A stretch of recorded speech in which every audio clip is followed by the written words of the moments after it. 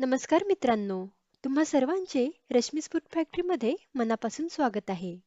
मित्रांनो, आज आपण पारंपरिक अगदी झटपट बनणारी स्वादिष्ट अशी ज्वारीची उकडपेंडी बनवणार आहोत.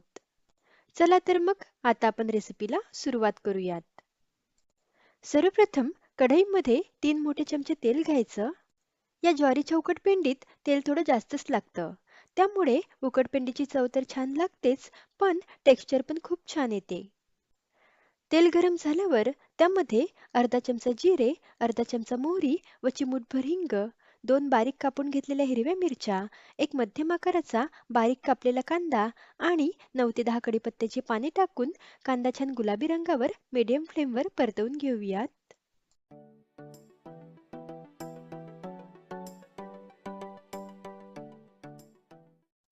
कांदा छान परतवून झाल्यावर त्यामध्ये 1 कप चाळून घेतलेलं ज्वारीचं पीठ टाकून लो टू मीडियम फ्लेमवर 10 ते 12 मिनिटे पीठ छान परतवून घ्यायचं आहे.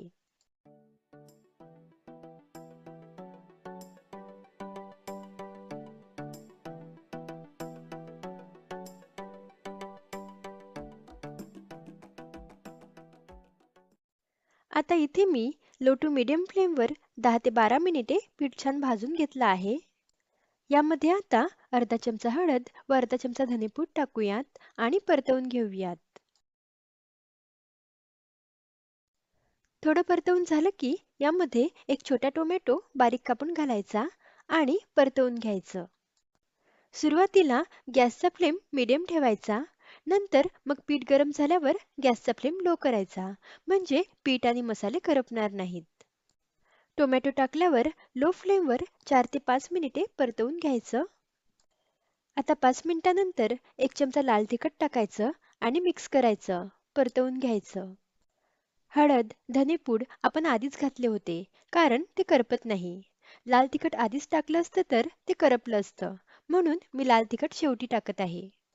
त्यानंतर 1 चमचा साखर टाकायची आणि मिक्स करायचं. चव खूप छान येते.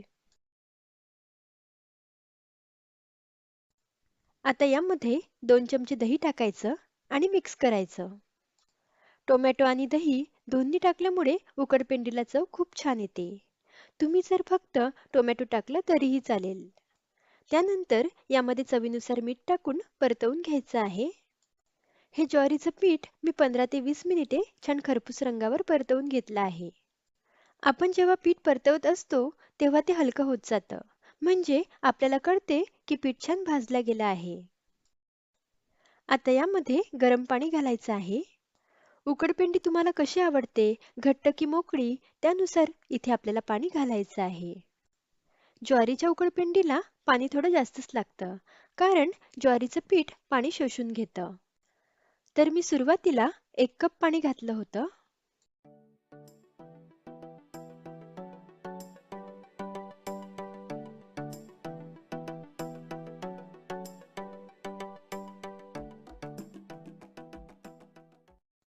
टोटल मी इथे 2 कप पाणी घातलं आहे. सुरुवातीला जरी हे आसट दिसत असेल, पण परतवल्यावर उकडपेंडी छान मोकळी होते आणि मला छान मोकळीच उकडपेंडी आवडते. ज्वारीच्या जाडसर किंवा बारीक पिठानुसार पाण्याचं प्रमाण थोडं कमी जास्त लागू शकते. उकडपेंडीत टाकताना पाणी मात्र गरम करूनच टाका. पाणी टाकल्यावर 4 ते 5 मिनिटे लो टू मीडियम फ्लेमवर उकडपेंडी परतवून घ्यायची आहे. तुम्ही बघू शकता उकडपेंडी छान मोकळी झाली आहे. यावर छान बारीक चिरलेली कोथिंबीर टाकून मिक्स करूयात. मस्त झटपट बनणारी अतिशय पौष्टिक आणि स्वादिष्ट अशी ज्वारीची उकडपेंडी बनवून तयार आहे. सकाळच्या नाश्त्याला किंवा सायंकाळच्या चहाच्या वेळी ही उकडपेंडी तुम्ही जरूर बनवा. तुम्हाला नक्कीच आवडेल. रेसिपी आवडल्यास व्हिडिओला लाईक आणि शेअर नक्की करा. लवकरच भेटूयात अशाच एका रुचकर रेसिपीसोबत. तोपर्यंत धन्यवाद.